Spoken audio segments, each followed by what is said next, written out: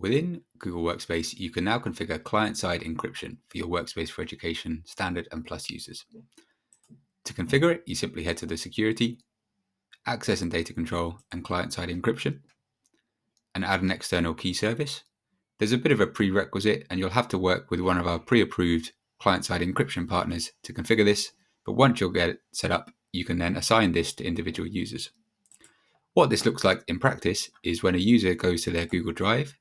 beyond just creating standard Google Docs, sheets, and slides, they can now choose, instead of just a standard blank document using Google's encryption management service, they can create a blank encrypted document using the user's own key management service automatically configured on the back end. Any file that's encrypted will have a small shield next to it, and there are a few caveats. You'll need to first of all sign in if it's the first time you've accessed this on a new device, and a few elements such as real-time collaboration are not enabled. You'll see that when you start typing, there's a small delay before waiting to save, and if you were collaborating on this with another user, you wouldn't be able to see real-time presence, but instead it would show you when the other user is editing, instructing that other user to wait.